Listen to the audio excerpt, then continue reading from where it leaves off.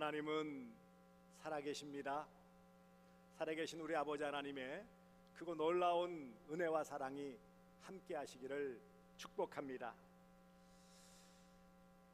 오늘 본문의 말씀, 우리가 잘 알고 있는 지난 주간 새벽기도의 마태복음의 본문 가운데도 들어있어요. 대표적인 말씀이 가이사의 것은 가이사에게, 하나님의 것은 하나님에게 라는 말씀으로 대변되어져 있는 이런 세속 정치와 신앙, 종교에 대한 부분들의 말씀입니다. 벌써 몇 개월이 흘렀어요. 윤석열 대통령의 계엄 선포로 말미암아서 혼란스러워지고 국회가 탄핵을 결의하게 되어지고 지금 헌법재판소에서 이제 그것을 어떻게 판결하는지 곧 판결이 나올 예정입니다. 이것 때문에 온 나라가 시끄러워요. 전에도 말씀드렸지만 광화문 쪽에 가니까 뭐 여기저기 막 걸어놓고 시끄럽게 떠들고 꽹가리치고 뭐 난리법석을 피고 있어요. 이런 상황 가운데 종교는, 좁게는 교회는, 더 좁게는 성도는 어떤 자세를 취해야 될까? 우리 교단 안에서도 소위 태극기 부대처럼 손모 목사님 중심으로 막 나가서 이제 열심히 참여하는 분도 있고요. 또 한편으로는 탄핵을 해야 된다라고 해가지고 우리 교단 안에서도 그 목소리를 내는 사람들도 상당수예요. 또 한편으로는 왜 이런 어려운 시국에 교회가, 성도가 잠자코 있느냐, 비겁하게 그런 말도 듣게 되어져요. 여러분, 뜨거운 감자라는 말 들어보셨습니까? 당연히 들어보죠 뭐. 이 뜨거운 감자, 영어로 핫 포테이토인데 그냥 글자 그대로 영어에서 핫 포테이토라는 뜨거운 감자, 이러지도 저러지도 못하는 문제들을 말할 때 뜨거운 감자라는 표현을 써요. 흔히 그렇잖아요. 먹자니 뜨겁고 뱉어버리자니 아깝고, 이런 진퇴양난의 경우를 말하는 것인데 흡사 지금의 상황이에요. 여러분, 정치가 뭡니까? 정치 그러면 또 막연해져요. 여러분, 제가 17년 동안 있는 동안에 구체적으로 이렇게 정치라는 제목을 가지고 설계해 본 적은 한 번도 없습니다. 넌지시 지나갈 때 나라 민족을 위해서, 대통령을 위해서, 시국을 위해서 기도하자는 말은 했고, 선거 어쨌든 열심히 참석합시다 이런 이유는 했지만 구체적으로 정치라는 주제를 가지고는 제가 설계해 본 적이 없어요. 이 말씀을 준비하느라고 이런 책도 보고 저는 자료도 보는데, 야, 이게 너무 복잡하고 넓고요. 글자 그대로 말씀드린 것처럼 뜨거운 감자예요. 제가 그래도 섣불리 말했다가 또 오해 소지가 있을 수 있고, 또 이것 때문에 또 달리 이런 부정적인 모습이 나타나면 안 되겠다 싶어가지고 일부러 억지로 입을 꾹꾹 눌러 담았는데, 글쎄 지난 주간 마태복음에서 예수님께서 가이사의 것은 가이사에게, 하나님의 것은 하나님의 것 이렇게 나오시는 바람에 제가 할 수 없이 이 말씀을 주제로 말씀을 나누게 되었습니다. 정치는 나라를 다스리는 일이에요. 국어사전에 보면 정치 그러면 딱 제일 먼저 나오는 정의가 나라를 다스리는 일. 그 나라를 다스리기 위해서 뭐예요? 국가의 권력을 확보해서 결국 뭐죠? 힘을 가지고, 그것을 가지고 힘을 잘 행사해서 국민들에게 이로운 삶을 살도록 해주는, 그 다음에 상호간의 이해를 조정하는, 그 다음에 사회 갈등들을 잘 이렇게 조정하는 일, 이게 정치라는 거예요. 근데 나라를 다스리는 일, 이 정도면은 문제가 아닌데 거기 사람들은 다 함정에 빠져요. 결국 정치의 핵심이 뭔지 아십니까? 힘이에요. 권력.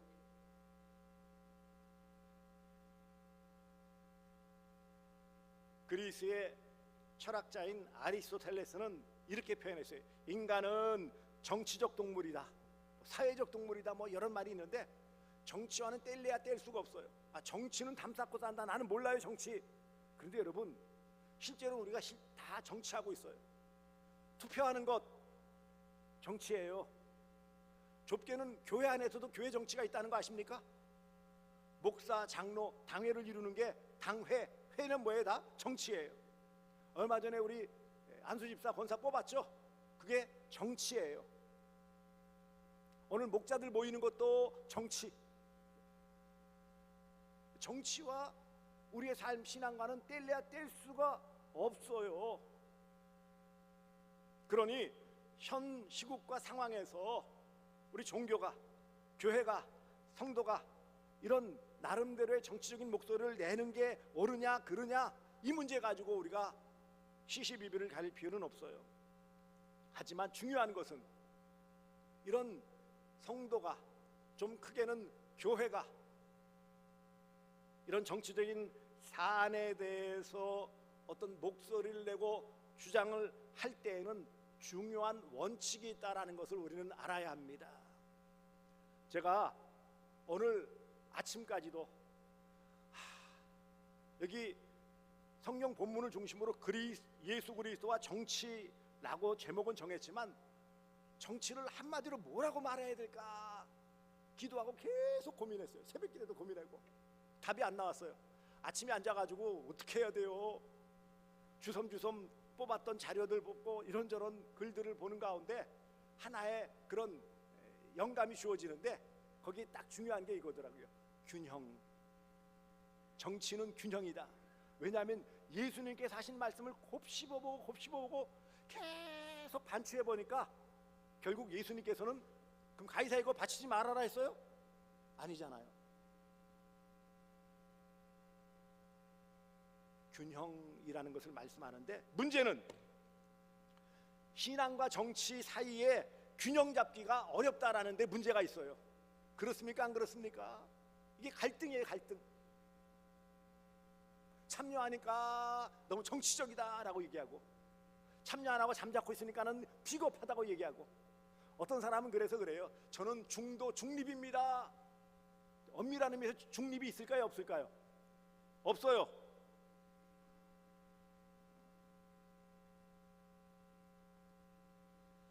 많은 교인들이 이런 내 신앙과 현 상황에서의 어떤 정치적인 상황 가운데서 갈등하고 고민하고 있어요. 내가 어떤 보수 정당이나 진보 정당, 여기에 내가 정당 가입해가지고 당원으로 활동하는 게 옳을까 그럴까, 이것도 고민하게 되어지죠.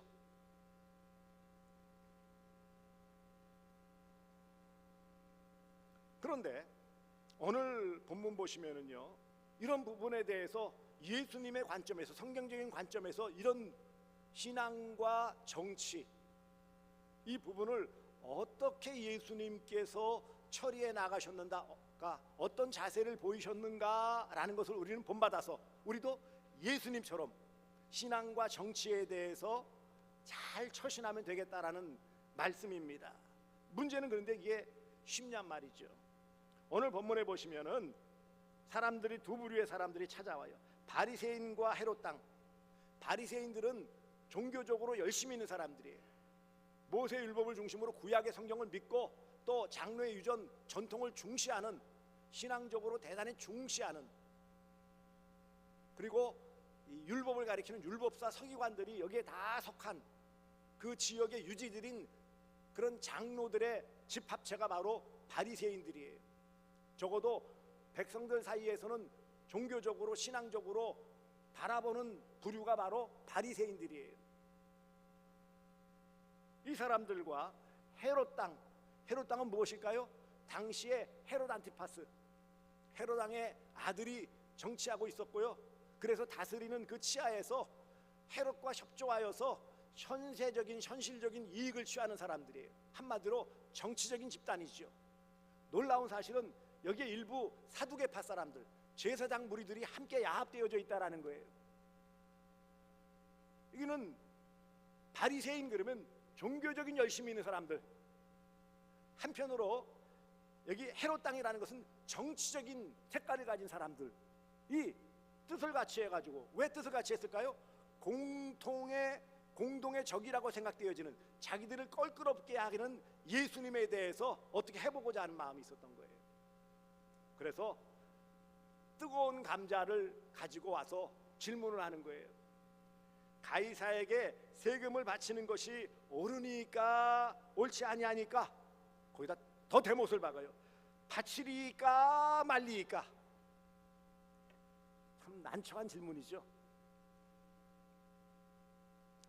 여러분, 거기 왔던 바리새인들의 입장은 어떨까요?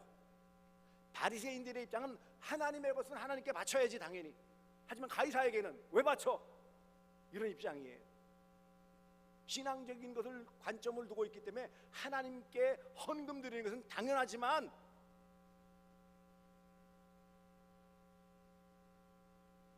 세상 왕에게 왜 세금을 바쳐야 돼? 부정적인 입장이에요. 헤롯 땅은 어떨까요? 헤롯 땅은 반대입니다. 정치 권력을 유지해야 되는 거예요. 왕을 중심으로. 그러면 어떻게 해야 되는 거예요? 세금 바쳐야 돼, 안 바쳐야 돼요? 세금으로 받아먹고 사는 사람들인데 당연히 세금을 바쳐야지. 백성의 의무인데. 하지만 종교는 자유야. 헌금 하나님의 것 안 바쳐도 되지 뭐, 형편에 따라서. 이렇게 주장하는 사람들이에요. 어느 말을 따라줘도 다 문제예요. 진퇴양난입니다. 세금 바치지 말자. 그러면 당장 누가 쫓아올까요? 로마 병사들이 쫓아올 거예요. 반역죄로. 로마 황제 가이사에게 또 내려와서는 헤롯 왕에게 반기를 들었다, 반역죄다, 당장 잡아갑니다. 만일 가이사에게 세금 바치는 것이 옳지 않다, 어떻게 하나님 나라 백성들이 세상 왕에게 세금을 바치느냐, 바치지 마라, 그러면 잡혀가는 거고요. 반대로 만약에 바치자, 바쳐야지 백성이 의무인데, 그럼 뭐가 될까요? 역적 매국노가 되는 거예요. 많은 이스라엘 백성들 마음속에 죽지 못해 바치고 있고 억지로 하고 있지만 안 바쳤으면 구약에서 약속하신 메시아 그리스도가 오시면 우리를 해방시켜 주시고 우리를 이런 로마의 압제 헤롯 왕의 그런 폭정으로부터 우리를 구원해 주시고 우리 먹는 문제, 입는 문제, 사는 문제를 깔끔하게 잘 해결해 주셔서 평화롭게 살게 해주시기를 원하는 마음을 일반 백성들이 갖고 있었다라는 거예요. 그러니 가이사에게 세금을 바쳐라. 그러면 어떻게 된다고요? 백성들이 들고 일어날 거예요. 저 가짜다, 뭐 하나님의 아들이라고 하더니만 무슨 세상 왕에게 세금을 바치라고. 벌떼같이 일어날 거라고요. 여러분, 이런 갈등 때문에 나온 말들이 있어요. 꼭 이런 정치, 종교, 이런 정치와 신앙이 부딪힐 때마다 사람들이 외면하기 위해 쓰는 말이 뭔지 아십니까? 종교 분리의 원칙 들어보셨습니까? 정치와 교회, 이것은 분리해야 된다라는 말이에요. 왜냐하면 이게 서로 상호 간섭하게 되면 문제가 되어져요. 예를 들어 보세요. 종교가 정치를 지배하는 나라는 이란과 같은 나라예요. 호메이니가 다 다르고 있죠. 종교 지도자예요, 사실은. 그런데 종교 지도자가, 최고의 사제인 종교 지도자가 전체를 지배하고 있어요. 그러니까 종교가 정치를 지배하는 나라가 대표적인 이란이에요. 또 우리가 잘 알고 있는 뭐예요? 로마 교황청도 마찬가지죠. 종교가 실제로는 정치를 다 잡고 있어요. 나라예요, 나라. 바티칸 공국이라고 그래요, 실제로는요. 반대로 정치가 종교를 지배하는 나라는 어떤 나라일까요? 대표적으로 북한, 비슷한 중국, 이런 나라들이 바로 정치가 종교를 지배해요. 미국은 영국의 국교요, 지금은 성공회라고 하죠. 영국 국교에 반기를 들었어요. 곧 지미 국가다. 그러면서 국가의 왕이 종교의 수장, 종교의 우두머리까지 되어버리는 거예요. 이거를 반기를 들고 그 종교의 자유를 찾아 나선 사람들이 청교도인들이고 그들이 세운 나라가 미국이에요. 미국이 영국으로부터 독립할 때 세운 그 첫 번째 헌법의 원칙이 뭔지 아십니까? 종교 분리의 원칙이에요. 이 말은 무슨 말이냐면 정치가 교회에 간섭하지 말아라 라는 것이 주된 거예요. 단 교회가 세상 정치에 대해서는 말할 수 있어요, 없어요? 있어요. 진리로 외칠 수는 있어요. 이게 주된 내용이 바로 미국 헌법에 담겨져 있는 종교 분리의 원칙이에요. 우리나라에도 헌법 1조 2항에도 이런 종교 분리의 원칙이 분명히 명시되어져 있어요. 이 정치와 종교는 분리해야 된다라고 하는데, 대체적인 부분은 뭐냐면 정치가 과도하게 종교를 억압하고 제한해서는 안 된다라는 취지예요. 문제는 이런 원칙들은 우리가 알고 있고 들었다 할지라도 현실적인 삶의 모습에서 교회 안에서 이런 정치적인 색채로 말미암아 갈등을 일으키고 있어요. 이 안에 계신 분들 가운데서도 또 다른 생각들이 있으시다고요. 한 하나님을 믿지만 이 정치적인 성향들은 다를 수 있어요. 저는 그래서 이런 정치적인 성향들은 아디아포라의 영역이라고 생각해요. 아디아포라는 뭐냐 하면 진리가 아닌 본인의 선택할 수 있는 자유가 말하는 거예요. 내가 중국 음식에서 중국 음식을 좋아할 수도 있고, 그렇죠? 한국 음식, 한식을 좋아할 수도 있어요. 일식을 좋아할 수도 있고요. 서양 이탈리아 음식을 좋아할 수도 있어요. 취향이죠, 일종의. 그것과 같이 또 한편으로 내가 책 읽는 것을 좋아할 수 있고 음악 듣는 것을 좋아할 수도 있어요. 나는 미국인 나라를 좋아할 수도 있고 또 나는 영국을 좋아할 수도 있고요. 이렇게 자신의 어떤 성격이나 성향이나 취향에 따라서 선택할 수 있는 자유를 아디아포라라고 그래요. 정치적인 것도 마찬가지예요. 악을 선택하지 않는 한 정치적인 성향, 그래서 내가 어떤 정당을 선택하거나 어떤 인물이 나왔을 때 선택하는 것에 대해서는 자유예요.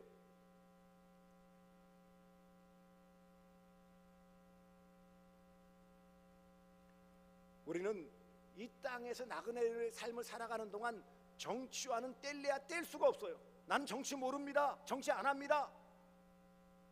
그럴 수 있을까요? 흔히 제 주변 사람들 가운데서도 아유 목사님 저는 교회 정치하고는 담 쌓았어요. 그런데 여러분, 그런 분이 교회에서는 뭔지 아십니까? 당회장, 공동회장, 계직회장이에요. 장이 붙었다는 건 뭐죠? 조직이고, 조직은 뭐죠? 행정이고, 행정은 뭐예요? 정치예요. 목사로서, 당회장으로서 하는 모든 일은 다 정치적인 행위예요. 뗄래야 뗄 수가 없어요.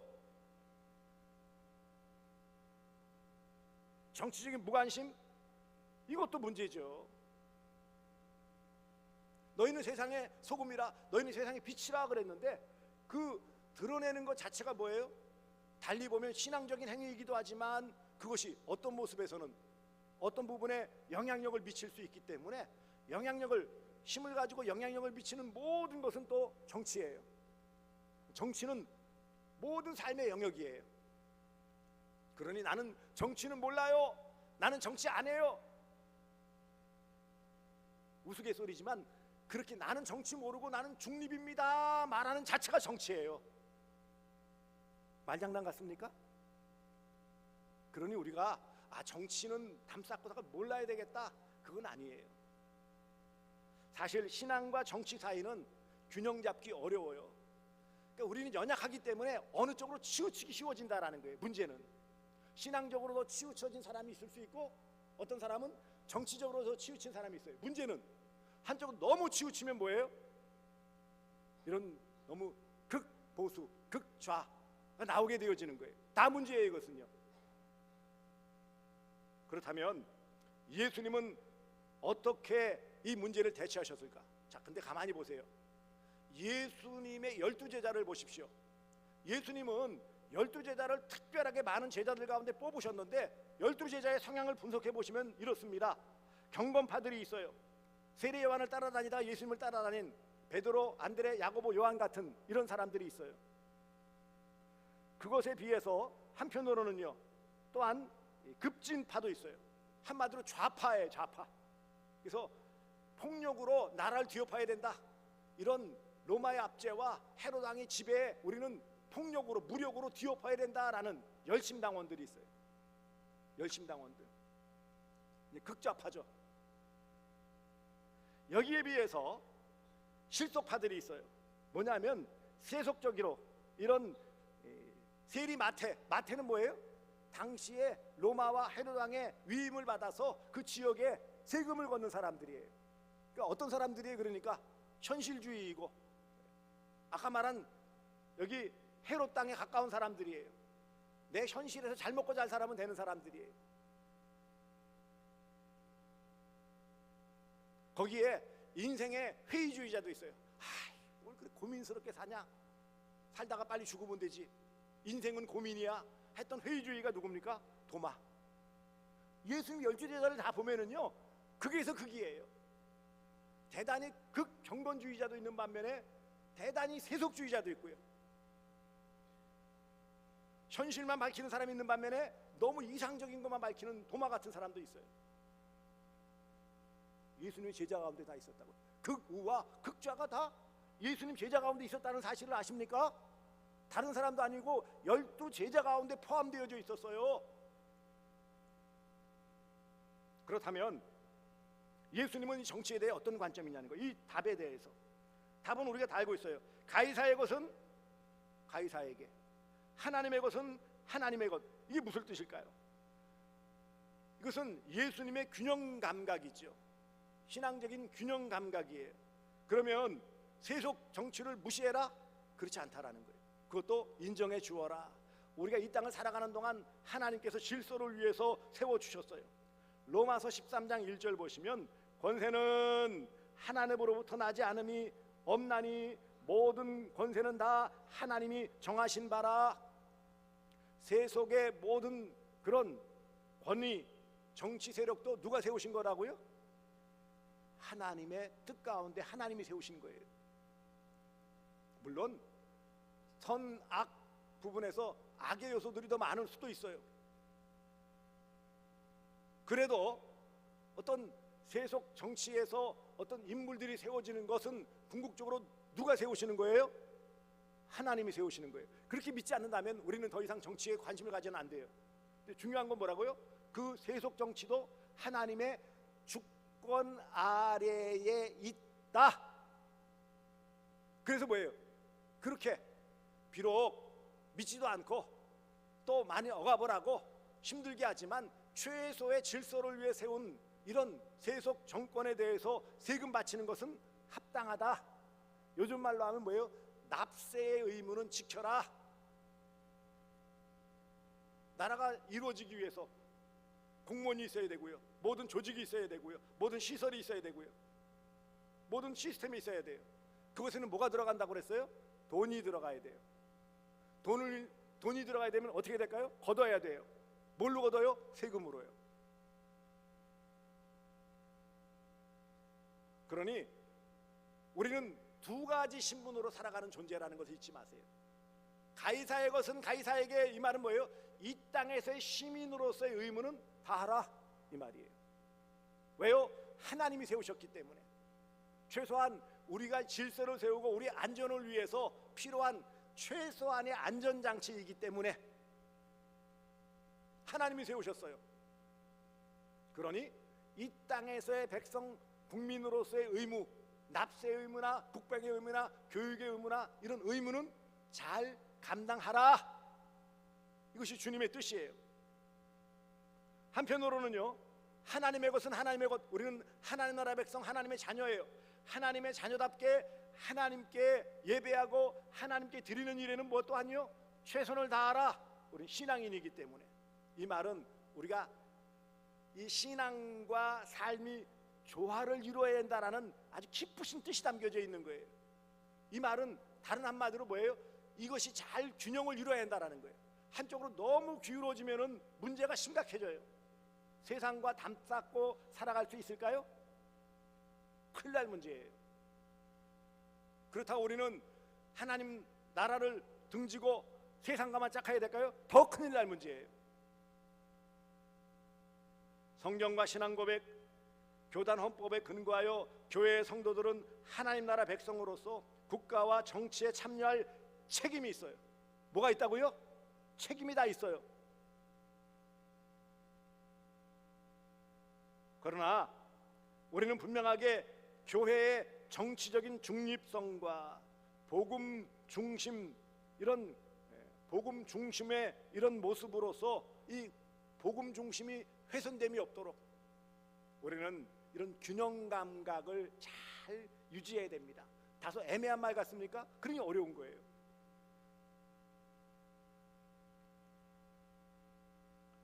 그러므로 정치는 균형입니다. 정치의 본질은 하나님의 뜻이 이루어지는 거예요. 모든 것을 통해 하나님의 뜻이 이루어지고 하나님 나라가 이루어지기를 위해서 소망하는 그 과정에서 하나의 도구가 뭐예요? 세상의 나라예요. 세상의 정치예요. 하나님은 구약에 보시듯이 고레스를 들어서, 이방 왕인 고레스를 들어서 어떻게 하셨어요? 포로에서 돌아오게 하셨어요. 사사 시대에 하나님을 등지는 백성들은 이웃 나라를 들으셔서 치게 하시고 징계하심을 통해 돌이키게 하셨어요. 그러니 정치인은 이런 믿음의 기초가 있어야 돼요. 신앙의 기초가 있어야 바른 정치에 대한 이해가 있다라는 거예요. 정치는 지혜가 필요해요. 말씀에 근거한 그런 지혜가 필요합니다. 그리스도인의 정치는 하나님의 뜻을 이루는, 그래서 하나님께 영광 돌리는 도구이다 라는 것을 꼭 기억하시기 바랍니다. 그렇기 때문에 우리 모든 그리스도인이 신앙인으로서 정치에 대해서는요, 혁명적인 태도를 취하는 게 아니라 개혁적인 태도를 취해요. 어떤 부분에 모순이 있다 할지라도 그것을 급진적으로 뒤엎어서 어떤 폭력으로 해결하려고 하지 않는다는 거예요. 개혁적으로 기도하고 그것을 제시하고 또 삶에 분명하게 실천함을 통하여서 그 일들을 이루어가야 될 책임이 있다라는 것입니다. 그러므로 우리는 예수님께서 취하신 이 태도를 잘 본받아야 돼요. 현실 상황에서 정치를 인정하면서도 하나님 나라에 최우선을 두셨어요. 가이사의 것은 가이사에게, 이래서 현실 상황과 정치를 인정하셨어요. 하지만 더 우선순위 둔 건 뭐라고요? 하나님의 것은 하나님의 것, 곧 하나님 나라에 대해서 목표점을 둬야 된다. 왜냐하면 이 땅에서 우리는 천년만년 산 존재가 아니에요. 이 땅 정치로 우리를 완벽하게 잘 살게 해주고 완벽한 삶을 이루어줄 수는 없어요. 최소한의 장치예요, 정치는. 두 번째, 세속 정치에 아주 깊이 개입하기보다는 하나님께서 이 땅을 고쳐주시고 어떤 불합리한 부분들에 대해서 이런 제시할 수 있고 의견을 낼 수 있는 그 정도의 선이 좋다라는 거예요. 물론 그리스도인 정치인들이 나와서는 안 된다? 아닙니다. 아시다시피 행정부나 사법부나 그 다음에 특별히 국회에는요 30% 이상이 일반 기독교인의 분포도보다 훨씬 높은 수로 뭐예요? 어쨌든 신앙의 성숙도는 모르겠지만 30% 이상이 뭐예요? 기독교인이에요. 그럼 그 사람들 다 하지 말아야 될까요? 아니에요. 아브라함 카이퍼라는 네덜란드의 개혁주의 신학자는 나중에 이런 하나님 나라 도래를 위해서 직접 정당을 만들고 그 다음에 수상이 되었어요. 최고 정치 지도자까지 되었어요. 아니다라는 게 아니고 우리는 세속 정치에 너무 몰입하지면 안 된다라는 거예요. 세 번째는요, 이런 사회적 갈등, 지금 좌우로 나눠져 가지고 이런 갈등 속에서 어느 한쪽 편에 서는 것이 아니에요. 하나님의 공의와 사랑이 이루어지도록 우리는 더 깊이 깨닫고 엎드려 기도하는 것이 우선순위라는 거예요. 그러면 언제 행동해야 될까요? 이런 불의함이 우리의 신앙을 완전히 뒤엎을 때, 우리의 신앙, 우리의 예배, 우리의 이런 모습들을 완전히 권력으로 뒤엎으려고 할 때는 뭐예요? 분연히 일어나야 돼요.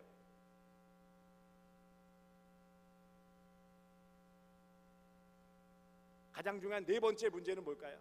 가장 중요한 것인데 무엇보다 이런 정치적인 현안이나 현 상황에서의 시국적인 어려움에 대해서는 뭐예요? 우리 그리스도인들은 개인적으로 공적으로 하나님께 엎드려 기도해야 합니다. 아무런 기도도 하지 않으면서 떠들 때만 떠든다? 이것은요 무책임한 거예요. 적어도 우리가 성도로서 또 이 땅 백성으로서 어쨌든 잘하든 잘못하든 위하여 기도하고 거기에 따라 주시는 하나님의 뜻을 가지고 우리의 신앙의 삶의 현장에서 그것을 펼쳐나가고 투표나 어떤 개선할 수 있는 방법들을 동원하여서 그 일들을 해야 되는 거예요. 말씀을 맺습니다. 균형은 어느 한쪽으로 기울이거나 거기에 치우치지 않는 것을 말하는 거예요. 결국 이 모든 것에서 세속적인 일들을 외면하는 것은 합당치 않습니다. 세속 정치를 위해서도 우리는 기도하고 우리의 믿음의 분량에 따라서 움직여야 합니다. 그러나 그 모든 것을 움직이는 것에서 더 중요한 것은 뭐라고요? 우리 신앙 중심입니다. 믿음이에요. 이런 균형이 잘 잡힐 때 하나님께서 우리의 삶을 통해서 이 땅 고쳐주실 것이고, 이것을 통해 하나님의 뜻이 이루어질 것이고, 하나님 나라가 도래할 것이고, 하나님의 영광이 드러날 것입니다. 사실 이 분량 줄이느라고 식은땀이 흘렀어요. 보고 감동 주시면 좀 더 설명할 수 있는 부분들을 펼칠 수 있도록 하겠습니다. 너무 두서없이 많이 펼쳐진 것 같은데 좀 보완할 수 있도록 그렇게 하겠습니다. 기도하겠습니다. 사랑의 주님, 오늘 신앙과 정치 이 부분에 대해서 예수 그리스도는 어떻게 그런 정치 현안에 대해서 대처하셨을까? 가이사의 것은 가이사에게, 하나님의 것은 하나님에게로, 세속의 그런 모든 정치를 하나님께서 인정하심으로 인정해 주시고, 하지만 더 중요한 하나님 나라를 바라보셨던 것처럼 이런 신앙과 정치의 균형 감각을 익히며 믿음으로 이 모든 것을 아우를 수 있는 그리스도인들 되게 하여 주시옵소서. 예수님의 이름으로 기도드리옵나이다. 아멘.